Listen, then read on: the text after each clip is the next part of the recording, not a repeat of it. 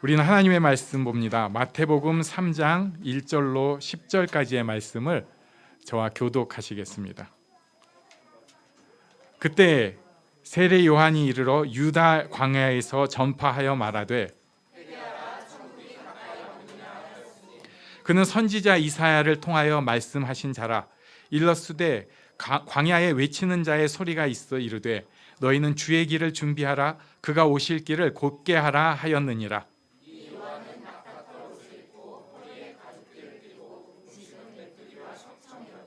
이때 예루살렘과 온 유대와 요단강 사방에서 다 그에게 나아와 요한이 많은 바리새인들과 사두개인들이 세례 베푸는 데로 오는 것을 보고 이르되 독사의 자식들아 누가 너희를 가르쳐 임박한 진노를 피하라 하더냐. 속으로 아브라함이 우리 조상이라고 생각하지 말라. 내가 너희에게 이르노니 하나님이 능히 이 돌들로도 아브라함의 자손이 되게 하시리라. 이미 도끼가 나무 뿌리에 놓였으니 좋은 열매를 맺지 아니하는 나무마다 찍혀 불에 던져지리라. 아멘.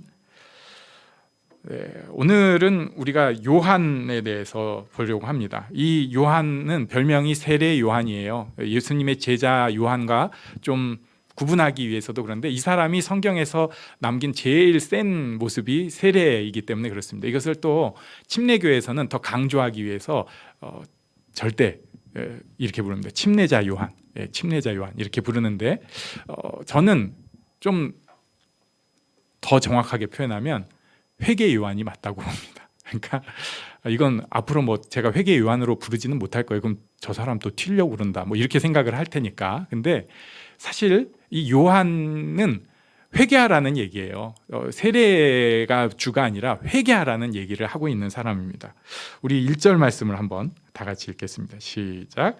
그때 세례 요한이 이르러 유대 광야에서 전파하여 말하되. 이 사람이 유대 광야에서 전파해서 말했습니다. 회개하라 천국이 가까웠느니라 했는데 3절에 보면은 이것은 이사야를 통해서 예언된 사람이었다. 주의 길을 준비하는 사람이었다. 이렇게 말씀을 하고 있고요. 4절에 그 사람에 대해서 낙타 털 옷을 입고 허리에 가죽띠를 띠고 음식은 메뚜기 그리고 석청, 그러니까 바위에서 나는 꿀 같은 거 이런 거를 먹었다 이렇게 설명을 합니다. 그러면 우리가 여기서 요한에 대해서 조금 생각을 해볼 필요가 있어요. 요한은 누가복음에 보면은 그 아버지가 성전에 들어가서 제사를 지낼 수 있는 그 정도 레벨의 사람입니다. 그러니까 성전은 예루살렘에 하나 있어요. 전 이스라엘에서 그 예루살렘 성전에서 제사를 지낼 수 있는 그룹의 사람이에요. 그리고 어머니도 아론, 모세 형이고 그 제사장 가문의 출발이라고 할 수 있는 아론 가문의 사람이라고 합니다. 이것을 우리가 이제 조금 머릿속에 이제 분리되어 있는 걸 또 맞출 필요가 있는데 그때 당시에 우리가 유명한 사회 리더 그룹들이 몇 그룹이 있어요. 바리새인이 제일 유명한 리더 그룹이고 더불어서 유명한 리더 그룹이 사두개인이라고 합니다. 근데 이 사두개인이라는 말이 어디서 나왔냐? 이게 요즘 우리가 성경 읽고 있는 그 열왕기 상 여기 지금 보고 있는데 거기 보면은 솔로몬 시대 때 제사장으로서 가장 영향력을 나타낸 사람이 사독이에요. 원래 다윗 시대 때 아비아달과 사독이 같이 했는데 아비아달은 반란 음모에 가담돼 갖고 이렇게 유배되고 사독이 남았고 나중에 이제 이 사독의 아들이 제사장으로 쭉 가게 됩니다. 그래서 이 사독을 따르는 사람들, 사독의 계열에 있는 사람들 해서 사두개라는 표현을 썼다는 설이 제일 정설이에요. 그러니까 이 사두개인들은 주로 제사장 라인이라고 볼 수 있고요. 또 이 사람들은 그래서 어떻게 보면 좀 기득권이 있는 사람들입니다. 그러니까 주를 향한 뜨거운 마음과 충성이 있는 사람들은 오히려 바리새인이고요. 사두개인들은 되게 조금 차가워요. 예. 어떻게 제사 지내는 사람이 차갑지? 오히려 차가워요. 왜냐하면 예식에 충실하니까. 그래서 눈에 보이는 예식과 현세의 일을 굉장히 중요하게 생각한 사람들이었어요. 그리고 이 사람들은 지금 성전이 한번 완전히 그 성전 제사가 무너진 적이 있었습니다. 그러니까 이게 또 얘기가 길어질 수 있지만 짧게 설명을 하자면 바벨론에 잡혀갔다가 다시 돌아왔잖아요. 돌아와가지고 간신히 성전을 지었어요. 간신히 성전을 지었는데 그 성전에서 자기들 식으로 하나님 앞에 제사를 지냈습니다. 근데 문제는 이제 헬라 그 알렉산더가 그 동네를 다 침략을 했어요. 그리고 나서 알렉산더의 네 장군들이 찢어서 나눠 가졌는데 이 사람들까지는 알렉산더나 그 찢어 가진 첫 번째 사람만 해도 인정을 해주는 거예요. 그러니까 저 인간들은 저렇게 제사 지내는구나, 저렇게 지들 신을 섬기는구나 하고 인정을 했는데 그 찢어 가진 나라의 경계선에 하필 이 예루살렘이 있었어요.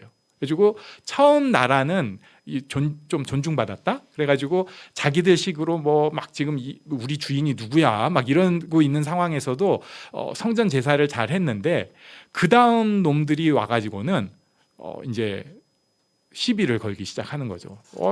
어쭈 니네가 뭐 하나님을 섬겨 웃기고 있네 그러면서 다 망해. 안 돼. 니네 이제 여기서 제우스 신 섬겨야 돼. 그러면서 이제 조롱의 의미로 일부러 돼지, 이건 부정한 거잖아요. 근데 돼지로 막 피를 흘려가지고 제단에 뿌리고 그리고 제우스 신한테 제사한다고 막 난리를 치니까 그때 유명한 어디서 우리가 한 번 정도 들어본 마카비 반란이라는 반란이 일어납니다. 이대로 못 산다. 우리 죽이든지 살리든지 해가지고 마카비가 일어나가지고 마카비가 망치란 소리거든요. 그러니까 정말 어차피 우린 죽은 목숨에 난 이렇게 못 살고 죽을 거야 하고 목숨을 각오하고 싸웠어요. 그래가지고 그 일대를 다 점령을 해버렸습니다.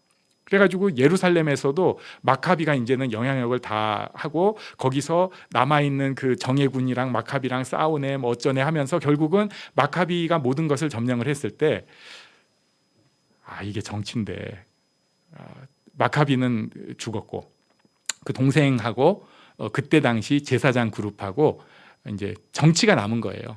그 전엔 열정이 있었는데 꼭 그래요. 열정이 끝나고 나면 정치가 남아요. 이때 잘해야 되는데 그 정치를 한 사람들이 그러면은 우리가 이제 제사장을 통해서 왕가를 하나 만들자. 이건 제가 너무 그냥 단순하게 한 거예요. 그래가지고 그걸 하스모니안 왕가라고 표현을 하고 이 하스모니안 왕가는 제사장과 왕을 겸했어요. 그런 인간들이었습니다. 그러면서 그때까지 하던 제사들이 정말로 정결하고 온전하게 드려졌는가? 그렇지가 않았습니다. 하스모니안 왕가가 제사를 재해석해가지고 또 좀 표현이 그런데 그지같이 하기 시작을 한 거예요. 그때 이 하스모니안 치하에 있는 예루살렘에서 우리는 살 수가 없다. 이렇게 해가지고 뛰쳐나간 사람들이 만든 공동체가 쿰란 공동체예요. 이거 조금 이따가 설명을 하겠습니다.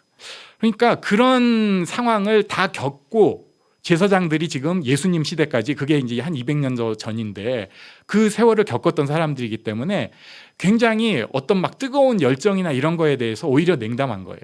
그리고 제대로 해야지 무슨 소리야. 그냥 우리는 모세 오경에 있는 대로 그대로 살아가는 거야.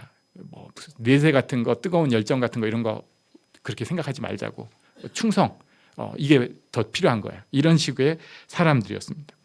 그러니까 이 요한은 사두개인 라인이라고 할 수 있고요. 그 다음에 그쪽 집안에서도 굉장히 귀한 아들이었습니다. 그런데 이 사람이 자기가 가진 편안을 다 포기하고 광야로 가서 살면서 소리를 전파합니다. 이 사람의 메시지는 단순했습니다. 회개하라. 천국이 왔다. 돌아서라는 거예요. 돌아서라. 그러면서 이 회개의 상징으로서 세례를 베푼 것이 이제 세례를 베푼 거죠. 자, 그러면 회개는 어떤 세례는 어떤 것인가? 원래는 이방인들에게 행하는 거였어요. 세례는. 그러니까 그때 당시에 이방인들이 유대인이 되려고 할 때 우리는 이제는 유대인이 됐습니다. 율법을 지키겠습니다. 하면은 하는 게 할례를 받고 율법을 지키기로 서약하고 그리고 어떤 공동체에서는 이제 우리 공동체로 들어오니까 그걸 세례로 하는 그런 사람들이 있었어요. 그리고 그때 당시에 아까 우리 도망가 가지고 따로 살았다는 쿰란 유대인들이 자기들끼리의 정결함, 그러니까 우리는 하스모니안 왕가랑 따로 척지고 사는 사람인데 우리는 정결해야 돼, 이게 강했기 때문에 자기들끼리의 정결 예식으로 세례를 행했었어요. 그러니까 다시 한번 설명하면 세례는 회개한 사람이 그러니까 이방인이 유대인이 될 때 이 세례를 받는 것이고, 그 다음에 그 안에 있는 사람들이 특별히 하나님 앞에 나아갈 때 이 세례를 받는 것이었어요. 여기서 우리가 이제 쿰란 공동체를 그림을 통해서 한번 보려고 합니다. 이게 1947년에 실제로 있었던 일인데, 이때는 이제 아주 얼굴이랑 이런 게 다 밝혀졌습니다. 여기 저 사진은 좀 나중에 찍힌 것 같아요. 왜냐하면 목동이라고 얘기를 하거든요. 좀 목동 같지는 않죠. 근데 거기는 15만 넘어도 얼굴이 저렇다고는 하더라고요. 이 사람이 양치러 갔는데 양이 한 마리가 없어진 거예요. 그러니까 이제 아버지한테 혼날까 봐 막 돌아다니고 있다가 동굴을 발견을 했습니다. 동굴을 발견을 해가지고 돌을 확 던졌더니 거기서 그 양이 있는 줄 알고, 이건 이제 애가 뭐 반응이 있을 거 아니에요. 돌을 확 던지면 에 이래야 되는데 거기서 땡그랑 소리가 난 거예요. 그 항아리 깨지는 소리. 그래가지고 그 속에 들어가 보니까 두루마리가 있었어요. 그때 처음 발견된 게 7개가 있었다고 하는데, 이 사람이 글을 못 읽다 보니까 그걸 가지고 간 사람이 고물상 칸도라는 두 번째 사람. 좀 사자 같이 생겼죠. 이 사람한테 물어본 거예요. 근데 이 사람이 자기가 모르겠으니까 시리아의 주교인 사무엘이라는 사람한테 두루마리를 가져갔습니다. 저 오른쪽에 있는 사람. 그랬더니 이 사람이 그 두루마리를 얼마를 줬냐면 $100를 줬어요. 그게 요즘 돈으로 얼마 정도 되냐면 한 $2,000에서 $5,000 사이 정도 된다고 해요. 그러면은 대충 한 300에서 700만 원 정도의 돈을 딱 주고, 그리고 나서 다 가져와라 했는데, 그때 발견된 건 7개를 다 가져간 건 아니고 4개만 챙겨가지고 사서 미국으로 도망을 갑니다. 그러니까 저 사람이 진짜 사자예요. 왼쪽같이 생긴 사람들은 오히려 뻔한 사람이고, 오른쪽이 이게 진짜 있어 보이는 저런 인간들. 그래가지고 도망을 갔는데, 그 다음에 이제 히브리 대학 교수, 이 사람이 3개를 나머지를 샀어요. 그래가지고 이갈 야딘이라는 사람인데 생긴 것도 참 깐깐하게 생겼잖아요. 스케닉 교수라고 이렇게 불리는데, 이 사람이 이걸 딱 보고 연구를 하더니, 우와, 이거는 그때 당시 이스라엘이 막 생겼을 때니까 이건 우리나라의 국보다, 이건 우리나라의 아이덴티티고 여호와 하나님께서 우리를 위해서 새로 나라가 한 것에 대해서 율법을 지키라고 주신 계시라는 생각을 가지니까, 이건 이제 저 깐깐한 사람이 열심까지 이렇게 차니까 지구 끝까지 쫓아가가지고 결국은 다 회수를 합니다. 그러면서 이 목동이 발굴했던 이 지역을 대대적으로, 그때 당시 나라가 막 설립돼서 힘든 때지만 이건 국가의 존망이 걸린, 국가의 아이덴티티가 걸린 문제라고 대대적인 발굴 작업을 해요. 1949년에서 56년까지 했다고 하는데, 그때 동굴을 11개를 발견을 합니다. 그리고 거기서 950개 문서와 조각들을 발견을 하는데, 여기 그 다음 그림에 보시면은 이 지역이 저런 데예요. 저런 데. 저기서 양을 쳤다는 게 참 불쌍하죠. 풀이 얼마나 있겠어요, 저기. 근데 양이 불쌍하고 양치는 목동도 불쌍해. 거기서 처음 발견한 1호 동굴이 생긴 게 저렇게 생겼어요. 저거 뭐 별로 들어가 보고 싶지도 않게 저렇게 생긴 건데, 거기서 나온 그 두루마리가 요렇게 생겼습니다. 저게 이제 붙여서 만든 거고, 요거는 너무 좋은 상태가 좋은 거고요. 사실 대다수는 저렇게 오른쪽에 있는 거 저 정도고, 심지어 우리 손바닥보다도 작은 쪼가리들도 있어요. 이거 해독이 거의 안 됩니다. 근데도 이걸 다 모아가지고 국보라고 잘 챙기고 있어요. 그러면서 이제 연구를 하니까 알게 된 게, 이걸 이제 사해사본이라고 그래요. 이 사해사본을 갖고 있는 공동체가 쿰란 공동체였구나. 이 쿰란 공동체는 뭐 여러 가지 얘기가 많았는데 결국 그 히스모니안 왕조랑 대결하면서 나와서 숨은 사람들이었구나. 이 공동체는 대충 한 50명에서 100명 정도가 공동체 생활을 했고, 그리고 정결 예식을 굉장히 중요하게 여겼구나. 그리고 이 사람들은 사막에서 낙타 털옷을 입고 메뚜기와 석청을 먹고 사는 사람들이었던 거예요.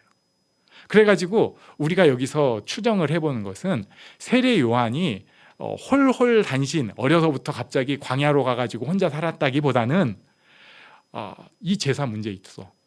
우리 아버지가 지금 거기 있는데 이거 좀 아닌 것 같아 하면서 이건 이제 여기 있는 소설입니다. 뛰쳐나간 거죠. 그래가지고 가서 쿰란 공동체가 진짜 하나님의 말씀을 사모하고 전수한다는 걸 듣고 쿰란 공동체에 가서 자랐다. 이 전설이니까 바이브레이션을 내야지 여러분이 이거 성경에 나왔다고 안 하는. 아무튼 확실한 것은 그 공동체의 영향을 받았고 거기서 원래 이 공동체는 숨어있는 공동체였는데 요한은 특별한 성령의 인도하심을 받아서 이상한 짓을 하는 거예요. 여기는 원래 자기들끼리 숨어가지고 동굴에다가 살면서 거기에 뭐 한 50명, 100명 살면서 서로 세례하면서 정결하다고 하면서 그 정결한 가운데서 열심히 하는 게 뭐냐면은 말씀을 사모해서 말씀을 기록을 남기는 공동체인데 거기서 이 요한은 이건 지금 때가 왔다. 뭔가 아주 강렬한 인도하심이 있었던 거예요. 이제는 때가 왔다. 그러면서 온 이스라엘이 지금처럼 이쪽이네 저쪽이네 뭐 할 소리 다 하지 마. 니네가 뭐 바리새인이라고 잘난 줄 알아, 사두개인이라고 잘난 줄 알아, 아니면 나도 못난 놈이야. 지금 하나님 앞에 다 돌아서야 돼 하면서 회개하라고 소리를 질렀는데 이게 참 신기한 것이 사람들한테 영향력을 끼치기 시작하는 거예요. 그래가지고 사람들이 모여들기 시작했습니다. 5절에 보면은 우리 한번 5절 6절을 통째로 같이 읽겠습니다. 시작.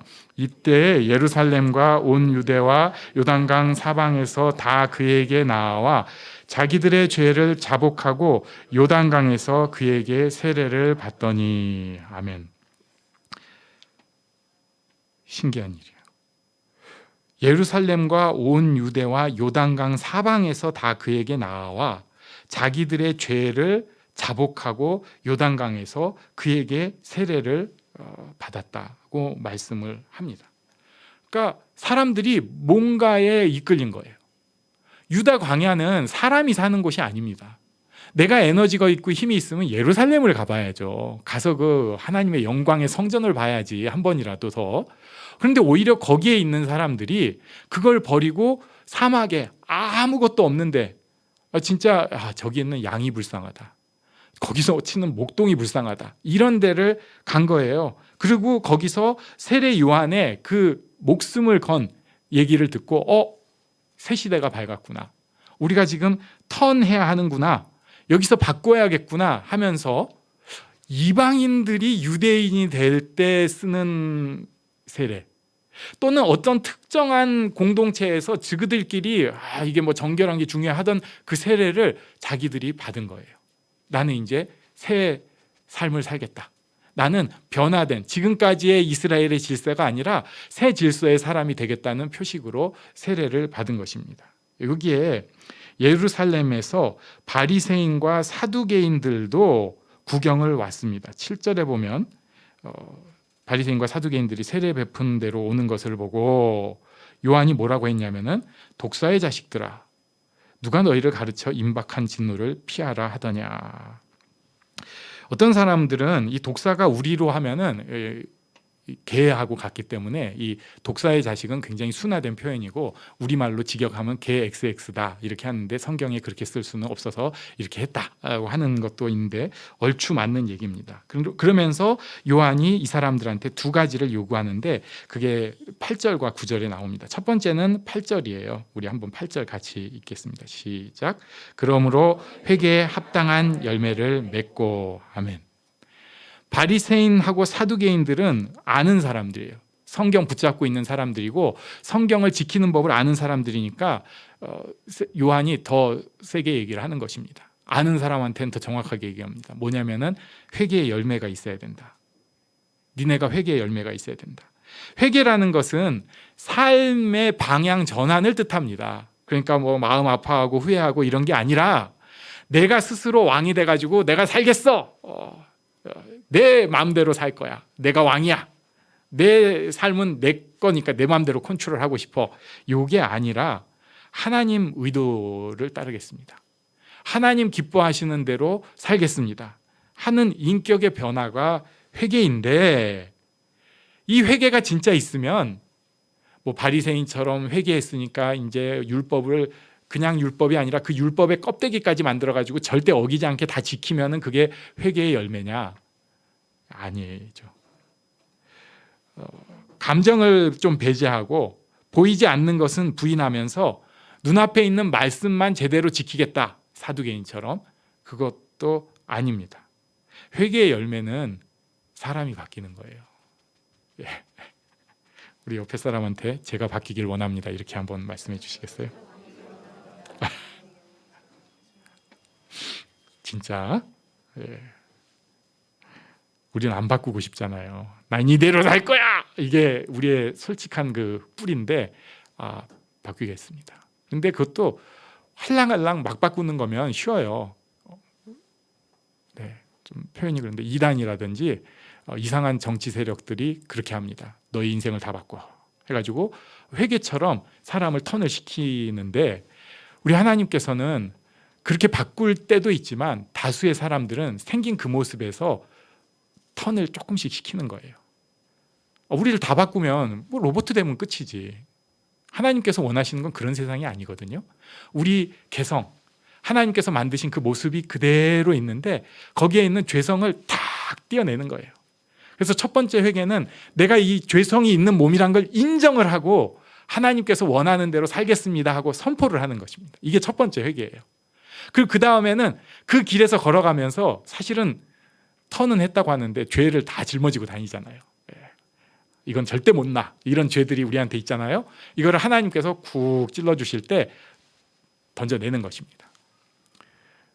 그냥 뭐 머리끝부터 발끝까지 다 깨끗하고 말 거야, 거짓말이에요. 하나님께서 찔러주시는 그때 한 가지를 버리는 것입니다. 두 가지도 아니에요. 한 가지를 버리는 거예요. 이게 회개의 열매입니다. 그래서 예수 믿는 사람은 길이 더딘 것 같아도 1년 후에, 5년 후에, 10년 후에 그 사람이 조금씩 바뀌어 있는 거예요. 네. 이 회개의 열매를 맺으라고 요한이 크게 선포를 합니다. 하나님의 살아있는 능력이 네 안에서 나타나게 해라, 이거죠. 두 번째가 9절입니다. 우리 9절을 같이 읽겠습니다. 시작. 속으로 아브라함이 우리 조상이라고 생각하지 말라. 내가 너희에게 이르노니 하나님이 능히 이 돌들로도 아브라함의 자손이 되게 하시리라. 아멘. 두 번째는 아브라함이 우리 조상이라고 생각하지 말라고 얘기를 했어요. 이게 무슨 뜻이냐면은 니들이 속으로 나만 하나님의 백성이라고 생각하지 말라는 거예요. 아브라함의 자손, 조상, 이게 하나님의 백성의 그 아이덴티티예요. 믿음의 조상. 처음 하나님의 백성의 첫 번째 아브라함. 나도 그 후손. 그러니까 나는 하나님의 백성, 하나님의 특별한 사람. 너는 택한 족속이요, 왕 같은 제사장이요, 거룩한 나라요. 이런 생각하지 말라는 거예요. 니네가 그렇게 혈육으로 유대인이라고 해서, 그리고 니네 딴에는 율법을 지킨다고 해서 니네가 할례 받았다고 해서 아브라함의 족속이라고 생각하지 말아라. 하나님께서 이 돌들로도 아브라함의 자손이 되게 하실 것이다 라는 선언을 하십니다. 이게 너무 어려운 얘기예요. 요한이 이런 얘기를 어떻게 했을까? 지는 이 뜻을 지라고 해서 죄송한데 이게 무슨 얘기인지 알까? 그런데 우리는 이제 알잖아요. 예수님께서 지금까지의 율법이나 유대인이라는 혈족이 아니라 예수를 주라고 고백함으로, 하나님의 사랑이 예수님을 통해서 드러났다고 고백함으로, 하나님께서 예수를 통해서 우리 죄를 사하셨고 우리와 화목하셨다. 그래서 예수님 믿는 사람이 이제는 하나님의 자녀, 아브라함이 자손이 됩니다. 이걸 처음에 요한이 잘 이해는 못하겠는데 정확하게 이렇게 선포를 한 거예요. 그러니까 바리새인하고 사두개인들은 아는 사람이니까 좀 세고 정확하게 얘기한 거죠. 첫 번째, 회개 열매 맺어. 두 번째, 니네가 그런 거 없이 지금 살고 있는 그 모양대로 살면서 하나님의 자손이라는 그런 특권의식 갖는 거 그거 깨버려. 이렇게 세게 얘기를 한 것입니다. 이제는 우리는 하나님의 백성으로 선 사람이 됐어요. 여기 계신 분들은 거의가 세례를 받고 또 믿음의 그 은혜의 경험이 있고 하나님의 백성됨을 가지고 사는 모습이 있습니다. 그런데 그럼에도 이 요한의 세례는 지금도 우리에게 요한의 회개는 우리에게 적용이 됩니다. 우리가 회개의 열매가 우리 삶에서 있어야 돼요. 그러기 위해서는 내 삶에서 하나님께서 원하시는 것을 하나씩 바꿔가는 것이 필요합니다. 깨뜨리는 게 필요해요. 나는 괜찮아. 나는 아니야. 이만하면 됐어. 남들도 이렇게 해. 하는 것을 깨뜨려 버리는 게 필요합니다. 겸손히 하나님 뜻을 따라서 내가 가진 가치관 내려놓고 성경 말씀에 성령께서 인도하시는 것을 따라가는 걸음이 하나씩 필요하다는 거예요. 이게 삶에서 하나님께서 다 건드리시는 순간들이 있습니다. 우리가 자녀를 양육하다 보면 자녀를 키울 때 어느 날 건드려 주시는 부분이 있어요. 너는 뭐 이런 거, 네가 일어나야지 이런 것도 있고.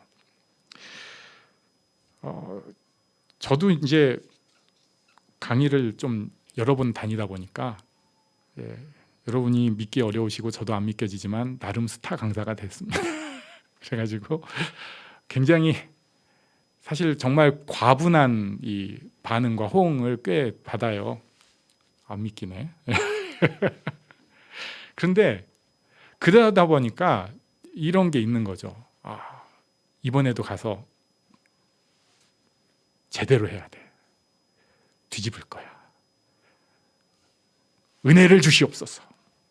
변화를 주시옵소서. 막 그렇게 기도를 하고 간단 말이죠. 그래가지고 가가지고 강의를 딱 하면서 그 생각을 갖는 거예요. 이렇게들 기대감을 갖고 왔는데 여기에서 하나님께서 저번에 하셨던 일처럼 그 저번에 하셨던 일처럼 특별한 일을 해주시기를 원합니다. 그런데 여기서 약간의 차이가 있더라고요. 하나님께서 하시는 것을 저는 따라가겠습니다가 있고 그렇지 않고 나도 모르게 내가 해야 된다는 어떤 그 이상한 부담감 같은 게 생기는 거예요. 내가 전에 했으니까 이번에도 해야 돼. 이들한테도 보여줘야 돼. 여기 학교에서 정말 놀라운 일이 생겨야 돼. 그런데 깜짝 놀란 게 내가 해야 돼. 이게 생각이 슬쩍 들어간 거예요. 슬쩍. 깊게 들어갔으면 제가 뭐야 이렇게 했을 텐데 슬쩍 들어가가지고 제 마음이 흔들흔들하고 그 부담감이 있고 뭔가 해야겠다는 이글거린 눈빛이 제게 있는 거를 하나님께서 딱 느끼게 하셨습니다. 그래가지고 야 큰일 났다. 또 여기까지 와가지고 큰 사고 칠 게 생겼구나. 그러면서 그래도 그 순간에 하나님께서 주신 마음으로 그 치우고 하나님 뭐 제가 망친 게 한두 번입니까? 뭐 주일날도 예배 망칠 때도 한두 번이 아니고 강의도 사실은 생각해보면 망한 것도 많은데 하나님께서 하셔야 되는 일이고 저는 그냥 원하시는 대로 순종하겠습니다 하는 마음이 또 생기는 거예요. 그래가지고 아침에 이제 새벽부터 일어나가지고 딱 기도하고 그 마음으로 했다가 또 히트를 쳤네요. 어떡하냐. 가끔은 이미 나한테 너무 절여지고 오염돼가지고 세상에 절여지고 오염돼서 내가 도저히 안 되는 것들도 있어요. 세상의 가치관이 나를 너무 지배하는 거예요. 그래도 남보기에 그래도 폼이 나야지. 그래도 어쨌든 돈이 좀 있어야지 말이야. 이래야지 사는 거지. 이게 뭐야? 이런 생각들은 우리한테 어떻게 보면 좀 절여진 생각들이에요. 분명히 큰 죄는 아닌 것 같은데 왜 내가 거기에 좌지우지되고 살까? 왜 내 삶의 모든 가치관의 우선이 남보기에 괜찮은 거하고 그리고 돈이 쌓여 있는 거가 됐지? 하나님께서 한 걸음 인도하실 때가 있습니다. 붙잡고 턴해야 됩니다. 그리고 그것을 띄어내야 됩니다. 하나님께서 원하시는 대로 그 순간에 남보기는 별거 아닌 것 같은데 내 딴에는 크게 결단을 하고 띄어낼 때 하나님께서 분명히 성령으로 인도해 주십니다. 이 인도를 받는 이 회개의 열매가 생기는 복된 우리 모두가 되기를 간절히 바랍니다.